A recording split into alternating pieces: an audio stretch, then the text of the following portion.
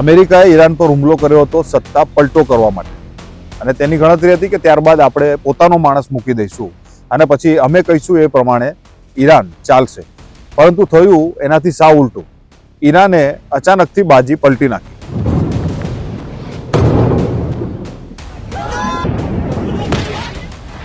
Oh my God. America અને ઇઝરાયેલે ભેગા મળીને ઈરાન પર હુમલો કર્યો, અને આ હુમલામાં ઈરાનના જે સુપ્રીમ લીડર છે, ધાર્મિક સુપ્રીમ લીડર આયાતોલ્લા ખામેનોઈ, એને પૂરો કરી નાખ્યો. અને આ લોકોને એમ હતું કે ભાઈ સત્તા પલટી થઈ જશે, પણ એવું કશું જ થયું નહીં.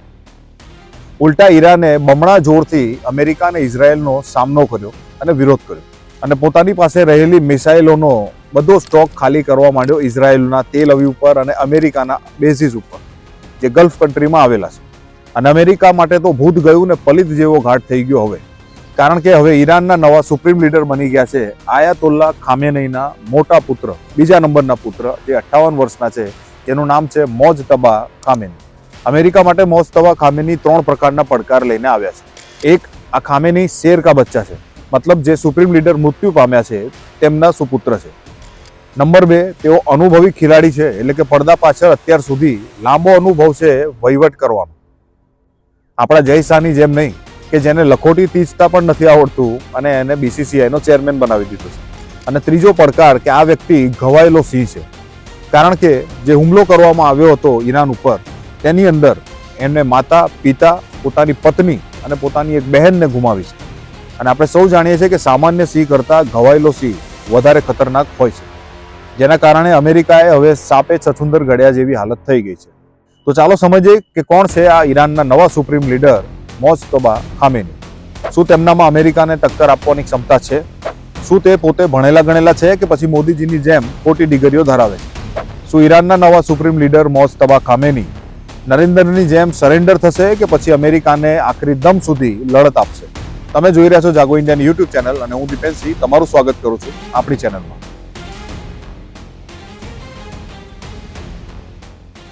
છેલ્લા કેટલાય દિવસથી ઈરાન, અમેરિકા અને ઇઝરાયેલનો જે ટ્રાયેંગલ યુદ્ધ થઈ રહ્યું છે, એમાં તમે જોયું હશે કે જબરજસ્ત ધમાચકડી ચાલી રહી છે.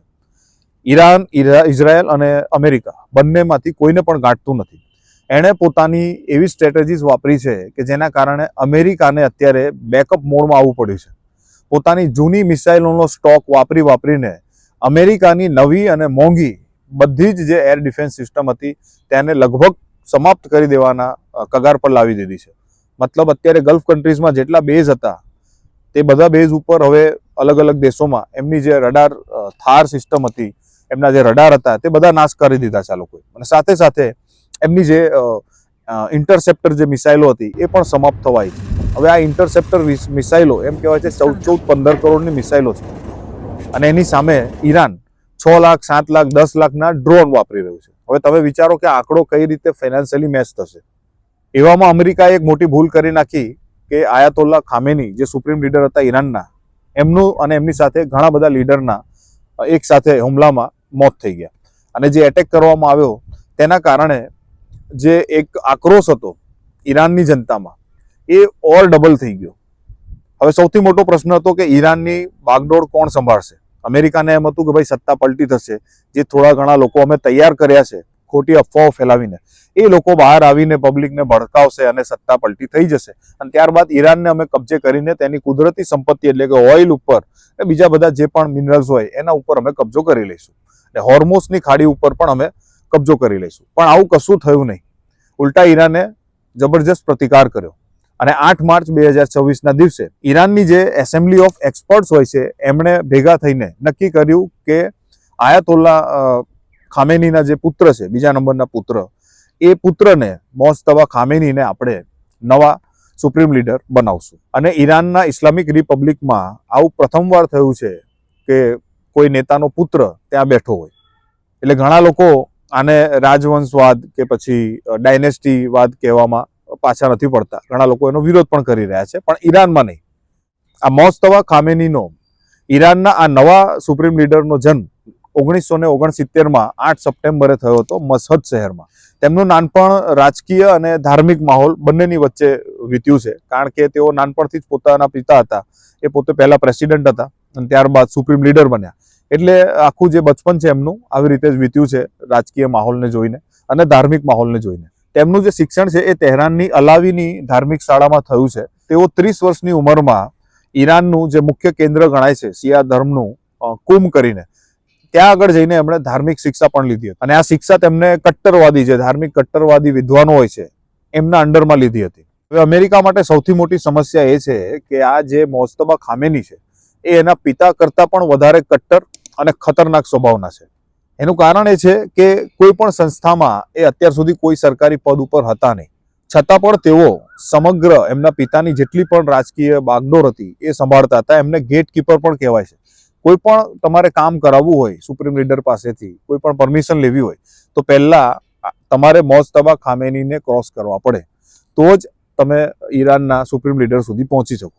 એટલે કે જેટલી પણ સરકારી સંસ્થાઓ હતી તેની અંદર એમની જબરજસ્ત પકડ હતી. સાથે સાથે IRGCમાં પણ, જે ઈરાનનું રિપબ્લિકન ગાર્ડ કોર્પ્સ છે, તેમાં પણ એમની જબરજસ્ત પકડ હતી. તેના લીડરો સાથે એમને ગાઢ સંબંધો હતા અને એમણે પૂરેપૂરું જે IRGC દ્વારા આર્થિક સામ્રાજ્ય ફેલાવ્યું હતું તે વિદેશોમાં પણ ફેલાવ્યું. અને એનો બધો વ્યવહાર પણ કહેવાય છે કે આ મોજતબા ખામેની જ સંભાળતા હતા. ક્રિપ્ટોકરન્સીથી લઈને જે પણ સેન્શન લાગ્યા હોય એ દેશ ઉપર, અને એ સેન્શનને વિરોધ કરીને અથવા એમાં છીંડા પાડીને જે 2 નંબરનું સ્મગલિંગનું કામ કરવામાં આવતું, તેની બધી જ આવકનો હિસાબ કિતાબ અને મેનેજમેન્ટ આ મોજતબા ખામેની કરતા હતા. અને આ જ મૂળ કારણ હતું અમેરિકા અને ઇઝરાયલના પેટના દુખાવાનું. કારણ કે ઈરાનમાં કોઈ પણ પ્રકારની અમેરિકન ઘૂસપેઠ થઈ શકતી ન હતી. અમેરિકાની કોઈ કંપનીને ચાન્સ મળતો ન હતો, ના ઇન્ફ્રાસ્ટ્રક્ચરમાં, ના તેલના કૂવા બાંધવામાં. આ બધું જ કામ IRGC, મોટા ભાગના જે કોન્ટ્રાક્ટ છે એ IRGC જ સંભાળતી હતી. હવે IRGC જે છે, ઘણા લોકોને એમ જ છે, હજુ સુધી ભારતની ન્યૂઝ મીડિયા એ જ રીતે વાત કરે છે જાણે ઈરાનની જે સૈન્ય છે એ IRGC છે, બટ એવું નથી. ઈરાનમાં 2 પ્રકારની સેના છે, એક IRGC અને બીજી ઈરાનની ઓરિજિનલ સેના. પણ સૌથી વધારે વર્ચસ્વ જો હોય તો આ એક IRGC સેનાનું છે. અને IRGC વિશે આપણે એક નેક્સ્ટ વિડીયો પણ બનાવીશું, એટલે ચેનલને સબસ્ક્રાઇબ કરી લેજો. તમને IRGC ની એવી બધી વાતો જણાવીશ કે કેટલું શક્તિશાળી છે અને કેવી રીતે એણે પોતાનો પાવર વધાર્યો અને આજે દુનિયાનું કહેવાય કે એક એવી સૈન્ય સંસ્થા બની ગઈ છે, પ્રાઇવેટ સૈન્ય સંસ્થા જેને કહી શકાય, વ્યક્તિગત અલગ સંસ્થા, કે જે દુનિયામાં સૌથી શક્તિશાળી છે અને સૌથી વધારે પૈસાદાર છે. તો આવી IRGC સંસ્થાનું પણ આખું હેન્ડલિંગ અને કહેવાય કે મોટા ભાગનું મેનેજમેન્ટ પણ એમના જે લીડરો છે એ મોજતબા ખામેનીના પ્રમાણે, એમના ઈશારા પ્રમાણે ચાલે છે. સાથે સાથે ઈરાનની જે સિસ્ટમ છે, ગવર્મેન્ટ સિસ્ટમ, એમાં ક્લેરિકલ સંસ્થાઓ હોય છે. તો આ ક્લેરિકલ સંસ્થાઓમાં પણ એમનો જબરજસ્ત હોલ્ડ હતો અને એમનો કંટ્રોલ હતો. હવે વાત કરીએ કે આ ખતરનાક કેમ છે. એનું કારણ એ છે કે નવા સુપ્રીમ લીડર એટલે ખતરનાક કહી શકાય કે એમને IRGC સાથે કામ કરવાનો અનુભવ છે, સૈન્ય સાથે. માત્ર 17 વર્ષની ઉંમરમાં એમણે ઈરાન વચ્ચે જે યુદ્ધ થયું હતું એમાં પણ એક હબીબ નામની જે બટાલિયન હતી એની સાથે એમણે કામ કરેલું છે. હવે તમે વિચારી શકો છો કે 17 વર્ષની ઉંમરમાં જેણે યુદ્ધ લડ્યા હોય, યુદ્ધમાં કામ કર્યું હોય, તો એની મેન્ટાલિટી કેવી હશે. સાથે સાથે તેમણે વિદેશોમાં પણ બહુ જબરજસ્ત સેટઅપ કરેલા છે. જે પૈસા ઈરાન કમાતું હતું IRGC, તેનું વિદેશમાં રોકાણ કરવું, એસેટ્સ ઊભી કરવી અને જબરજસ્ત પૈસા એમણે ઊભા કર્યા છે ત્યાં આગળ. ઈરાનમાં જેટલી પણ ચૂંટણીઓ થઈ હતી 2005, 2009માં પણ પ્રેસિડેન્ટની જે ચૂંટણી થઈ હતી એમાં એમણે જબરજસ્ત હસ્તક્ષેપ કર્યો હતો. અને કહેવાય છે કે એમણે, જેમ આપણે ઇન્ડિયામાં ચૂંટણી કમિશનને કહેવાય ને કે કંટ્રોલ કરીને ઇલેક્શનના પરિણામો ફેરવવામાં આવે છે, બસ એવું જ કંઈક એમણે ત્યાં પોતે કર્યું હતું. સાથે સાથે ત્યાં જે પણ આંદોલનો થયા, જે પ્રોટેસ્ટ થયા, એ પ્રોટેસ્ટને દબાવવાનું કામ પણ આ જ આયાતોલ્લા જે છે અત્યારે નવા, મોજતબા ખામેની, એમણે કર્યું હતું. ટૂંકમાં કહીએ તો તેમનો જે અનુભવ છે અને એમનો કટ્ટરવાદ છે, આ અમેરિકા માટે માથાનો દુખાવો બનવાનું છે. અમેરિકા માટે બીજી સમસ્યા એ છે કે આ વ્યક્તિ જાહેરમાં જલ્દી ક્યાંય દેખાય નથી. અત્યાર સુધી એમણે પડદાની પાછળ જ કામ કર્યું છે. જાહેરમાં પણ એમના વિડીયોઝ, ફોટોઝ, આવું બધું જ કોઈ તમને જોવા નહીં મળે. બહુ રેર ફોટોઝ, વિડીયોઝ છે એમની માહિતી પણ જાહેરમાં બહુ જ ઓછી જોવા મળે છે. સાથે સાથે તે કટ્ટરવાદી તો છે જ, અને નાનપણથી જ જોવે છે કે એમના પિતા અને ઇસ્લામના મોટા ભાગના જે લીડરો છે એ US ને દુશ્મન માને છે. તો આ દુશ્મનીની જે માઇન્ડસેટ છે એ એમની અંદર પહેલેથી જ ફિક્સ થઈ ગયું છે. અને એના જ કારણે કહેવાય છે કે US દ્વારા જે આ બધા આંદોલનોને ભડકાવવામાં આવ્યા હતા ઈરાનમાં, એને પણ દબાવવામાં સક્રિય ભૂમિકા આ મોજતબા ખામેનીએ ભજવી હતી. અહીં 2 મૂળે સંભાવના આપણે એક કહી શકીએ કે હવે આ નવા સુપ્રીમ લીડર ચૂંટાયા પછી અમેરિકા સામેની લડત લગભગ ઓર તેજ બની શકે છે. એની સંભાવના 85% જેવી કહેવાય છે. અને બીજી એક સંભાવના એ પણ ઊભી થાય છે, જેના ચાન્સીસ 15% છે. એ એમ કહે છે એ સંભાવના કે કદાચ આ જે નવા સુપ્રીમ લીડર છે એ અમેરિકા સાથે માંડવાલી કરી લે, એટલે કે સમજોતો કરી લે. પણ એ સમજોતો ટૂંકા ગાળાનો હોઈ શકે છે, સમય મેળવવા માટેનો હોઈ શકે છે. અને આ વ્યક્તિ એટલી ખૂંખાર છે કે ચૂપચાપ પાછલા બારણેથી અમેરિકાની વિરુદ્ધમાં એવી તૈયારીઓ કરશે ભવિષ્યમાં કે જેથી અમેરિકાને ફરીથી પાડી શકાય.